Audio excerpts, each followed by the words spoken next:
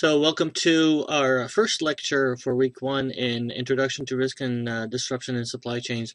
These series of lectures are particularly customized for our online program here at Rutgers Supply Chain Master's degree, but certainly appropriate for our face-to-face students that are taking the course with me as well. We're going to talk a lot about risk. We're going to talk a lot about disruption, and we're going to talk about the steps involved in identifying and responding to these matters. But before we get started, let me give you a sense of what the typical syllabus for the course is going to look like, even though this may change. This is, of course, based on my face-to-face classes at Rutgers, but this week we're going to talk about science of failures. We're going to, and then we're going to move on to business continuity management, business impact risk assessment, resilience, and then, and oh, by the way, this on the bottom right-hand corner is your book, Business Continuity and Risk Management.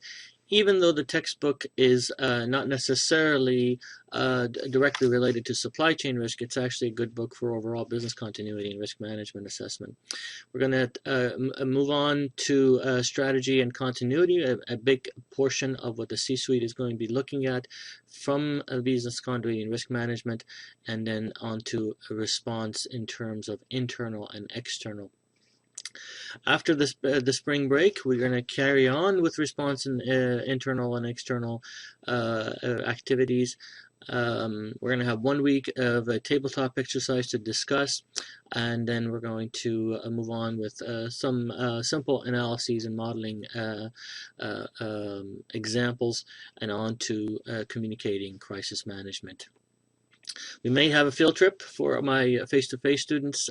For the online, we probably have a video of some sort to be discussed and analyzed online, and then we're going to move on to some IT-related matters. You'll see some of the cases that we're going to cover in the class, but beyond that, let me move on to discuss what exactly supply chain disruptions are, and why we have seen a seeming rise in them in the past few years. So in terms of supply chain disruptions, they seem to be on the rise in the past few years. We've heard about the Mattel case and the recall of lead paint related to their toys, brakes for Toyota a few years back, and ever since we've seen switches and airbags and a whole bunch of other stuff coming through, and then the floods in Thailand as an example. So there seems to be an increase in number, and then also in terms of intensity of disruptions across the globe. And so the question is why? Well, several reasons allude to this. First of all, we have a more complicated world, as an example, that where there's been product proliferations and a growth in the network of supply chains to create them. Second, we have a more dependent world. Well, because of globalization and outsourcing, we rely on suppliers to do a lot more. And then finally, we have a more connected world where because of information technology and better logistics and transport, we're much more prone to immediate and the need for immediate response. So there are so many examples of supply chain disruptions, risks, and things that have or will go wrong. We're going to cover one about the Philips fire in more detail as part of this lecture, but there's other ones, the UPF Thomson bankruptcy, the Taiwan earthquake in 1999, 2001, there were some dialysis filter related deaths, and in 1997, the Aisin fire, which Aisin is actually a supplier to Toyota, and on to other many related examples. But let's take a look at another even more recent example as to how foresight and lack of visibility upstream in the supply chain has caused several manufacturers to be caught with the proverbial unpreparedness. Now to a story that's resonating with the auto industry. Just as car makers are getting back on their feet from the recession and Japanese supply problems, a plant explosion in Germany could hurt production of autos here and around the world. Our Phil LeBeau is here with us now to explain. Phil, what's going on? Kelly, this is one of those situations where people will look at it and they'll say, are you kidding me? We're going through this again a year after all the problems in Japan. Here's what's happening. There was an explosion in Germany late last month at a plant that makes a key ingredient that goes into a resin that is used in making certain auto parts. We're talking about a resin used for a coating, a nylon-like coating, when we're talking about brake lines, fluid lines, key engine components. And because of that, the industry is bracing for a possible shortage of those components because there's not going to be the resin necessary to make those components. Now, some of the automakers and some of the parts suppliers, some of their leading executives got together yesterday in Detroit and they talked about, hey, is there a way around this situation? Well, Ford is certainly looking at this, as are all the automakers. In fact, earlier this week, Ford CEO Alan Mulally said that the industry is all working together to solve the resin shortage. It has not yet altered its production plans due to the expected shortage in that resin, which goes into key components. General Motors has also had its production people, along with its shipping people, working with the company where the explosion took place, also looking at whether or not there are some solutions. The bottom line is this, Kelly. When you look at this industry, it's a just-in-time manufacturing situation. This explosion has the potential over the next couple of months to crimp the supply chain, and if that happens, you could see production altered. What they would try to do, though, first is alter the production of those vehicles that are not selling as well as others. Can I ask another one of my famous glaringly obvious questions? Captain Obvious right here. How does the auto industry allow themselves to be so beholden? Have one resin plant. To one plant, which makes some obscure thing it's that not the only, only grow in like a certain county and, you know, in that part of Germany? Because they're not rare earths. It is not the only plant that makes this resin. It is a plant that makes the majority of a key ingredient that goes into a resin that is made at a number of facilities around the world. So this is not the only place where that resin is made, but they are the primary supplier of the key ingredient that goes into that resin. And we should point out, there are some possible solutions. DuPont has a product that might work, and what the automakers need to check is, will the coating on these parts hold up and do the job and do it safely?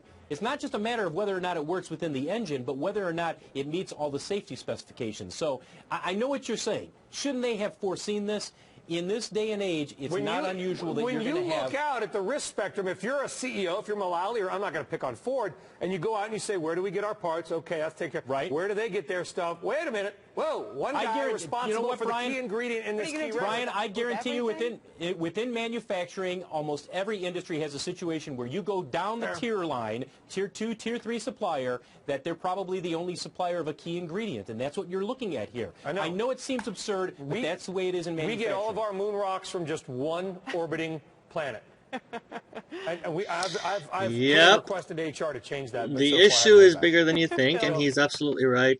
Tier 2, Tier 3, lots of sole sourcing going on, and that's why we're here, essentially, is because there's a lot of lack of redundancy and, unfortunately, points of vulnerability associated as you move up the chain. This particular example that we just went through is more related to supply chain design. But the one that I'm going to share with you next has less to do with design and more with execution. So let's take a listen to this one. This morning, the Justice Department reportedly is investigating the Japanese company that made defective airbags. Those dangerous parts are in millions of recalled vehicles. We've been following this story for weeks. Jeff Glor is here with how government officials now say they responded poorly. Jeff, good morning. Charlie, good morning. Two federal safety regulators released an unusual statement overnight, not only saying they made mistakes, but that the threat from these airbags is greater than first realized. Seemingly minor accidents like this are among those being investigated. An airbag deploys, yet shrapnel is sent firing out. This one happened in Florida. The only difference between this piece of shrapnel shooting him in the leg and in the heart were inches. It was just a small difference, and luck. The flying metal from Takata airbags has been linked to at least 4 deaths and 30 injuries. Now, in a new release, the National Highway Traffic Safety Administration, or NHTSA, is acknowledging the risk from these airbags, quote, may be greater than previously identified, especially, they say, in warm weather states. The airbags contain a canister filled with a But chemical let's take a look at another, in an even more accident, recent the example propellant as to explodes how with excessive force. foresight in these cases, and lack of rupturing the visibility metal upstream in the canister, supply sending chain the has shrapnel caused out. NHTSA several acknowledged their manufacturers urgent to advisory sent on be Monday was caught inaccurate. They've corrected with it the by nearly doubling the 8 million number of cars whose airbags are affected. The previous unpreparedness. number was 4.7 million. The new list also revises the makes and models of cars that have been recalled. The agency is being hammered by some lawmakers, including Florida Senator Bill Nelson. So I have no patience for federal regulators not being... Well, before we start blaming the federal regulators, let's take a look at the issue as related to the supplier and the manufacturer themselves and where the problem started to occur. There are major developments tonight about that recall of airbags in millions of the cars currently on the American road. NBC News has learned the Justice Department has launched a criminal investigation into the Japanese company that makes the airbags after reports that the company knew a decade ago some of its airbag inflators could crack and even explode, and ordered employees apparently to destroy the evidence. We get our report tonight from NBC's Tom Costello. 3, 2, 1.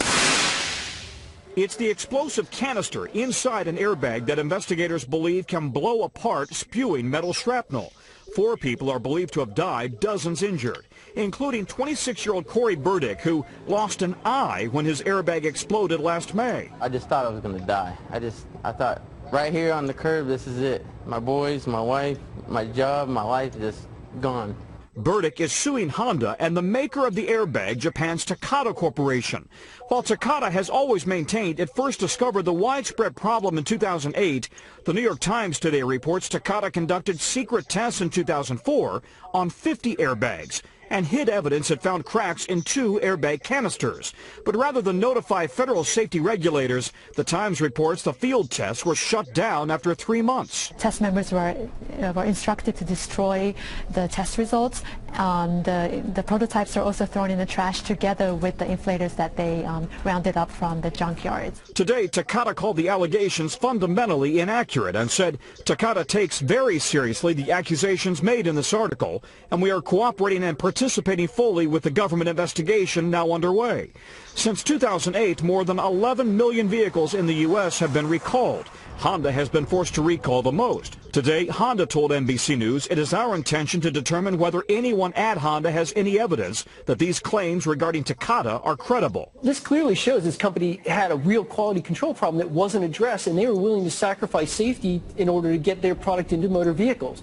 Tonight, both Republicans and Democrats are promising congressional hearings into what Takata knew about its airbags and when it knew it. There's also growing bipartisan frustration with the National Highway Traffic Safety Administration, NHTSA, for failing to detect the problems far sooner. Brian. Tom Costello in our D.C. newsroom on a Friday night. Tom, thanks.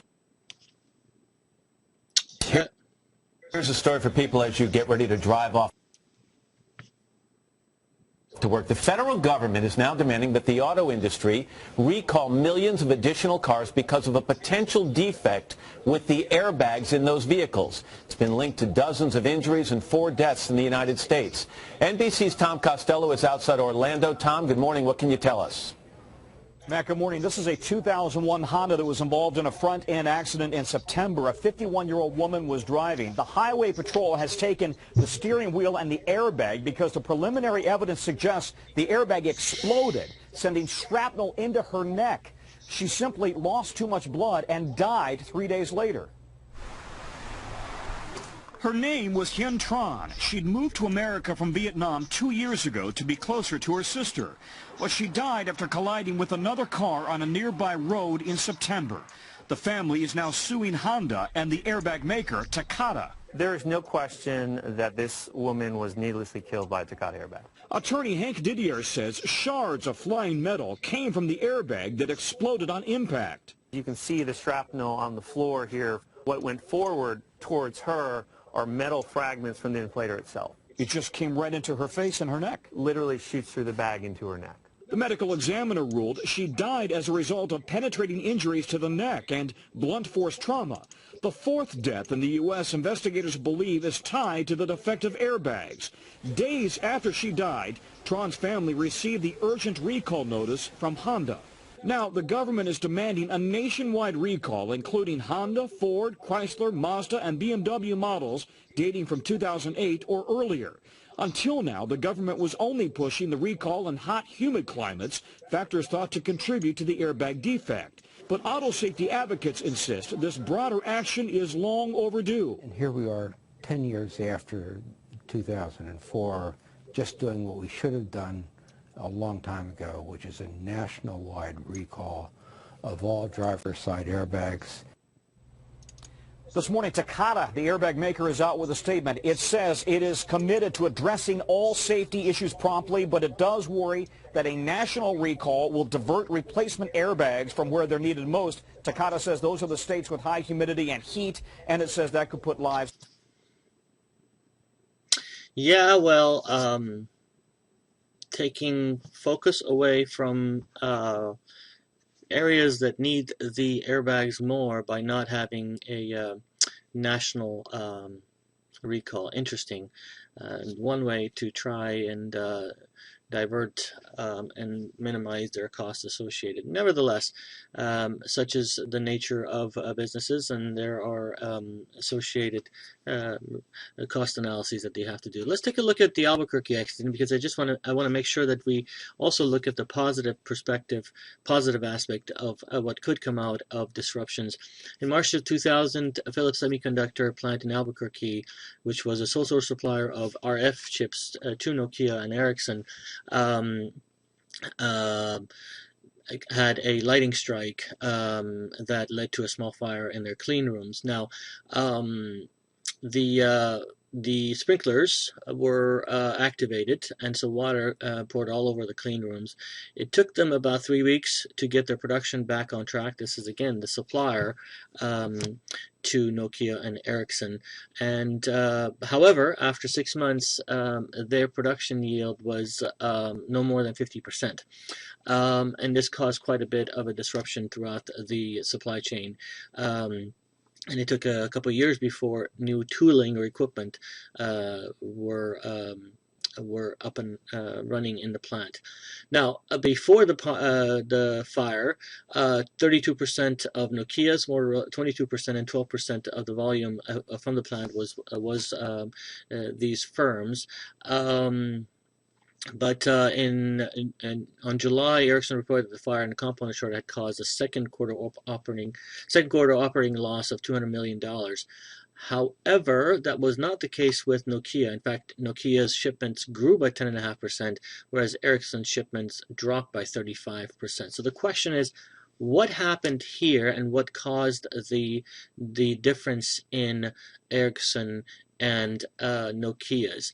There's been lots of different cases written about this, and one of the aspect is that as the event occurred, and even prior to the event, Nokia had prepared and thought through the possibilities of this happening, and they were able to implement recovery through other Philips plants and other contractors.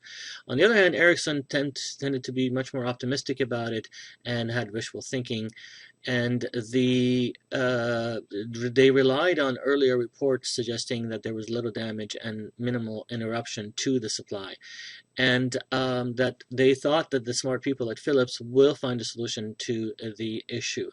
And so that essentially is the difference between the two. So in essence, the preparedness and on-the-spot thinking that Nokia brought to the table really put them ahead of Ericsson, and ultimately led them to gain quite a bit of market share in that arena. Now, granted, Ericsson probably had other issues going on that led to their demise and eventually being purchased by Sony. But nevertheless, this kind of gives you a sense of how supply chain disruptions can be a determinant of firm success.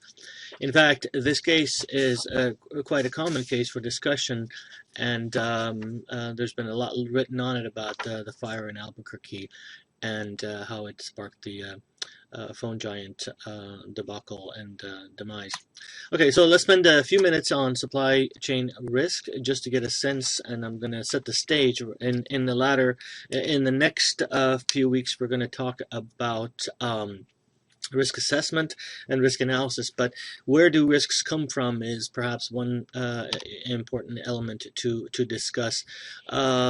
One method of looking at risk is generally looking at the source of risk being upstream supply, downstream demand within the process, and also with relation to network and control. Now keep in mind, network and control. Network could be information technology, control can be information technology, and along with that, so can be financials. If we don't get paid from the buyers or on the demand side, it's going to be very difficult to maintain ongoing things. And this particularly becomes an issue in developing countries where cash flow is not as prevalent and credit is not as easy to get to. Now, risk landscape is changing. This is based on information from Zurich. And the fact that we've had interconnectivity and perhaps no buffers is part of the reason for the Fukushima and the Japanese earthquake to have such a tsunami, have such an impact at the world level. But the fact that we have market characteristics that are more globalized and competitive has led to some changes, particularly in terms of fragmentation. We talk about suppliers and supply management, but the bottom line also is the fact that we have fragmented the value chain into pieces, and each of the core competencies are done by different, each of the steps in the process are done by firms that have different core competencies around the globe. And so this connectivity, or there needs to be more connectivity, and that when that connectivity doesn't happen, it leads to severance and disruptions. Lean supply chains, we've talked about that, and a lack of just-in-time essentially implies less amount of buffers. And innovation within supply chains has two impacts. Number one is that it changes the supply chain, so we're not necessarily able to go through the process of getting the kinks out of the system, so to speak. And number two is that it provides firms in clusters. We have Sock City in China, just like we have Motor City here in the United States. And so these industry parks and clusters become more prone, right? If thank goodness for Detroit not being in a earthquake zone, right? Or else the auto industry would shut down every time there's a ripple on the ground. But think of Silicon Valley and the issues related to that, if because of the concentration of IT in that area. Same thing with industry parks.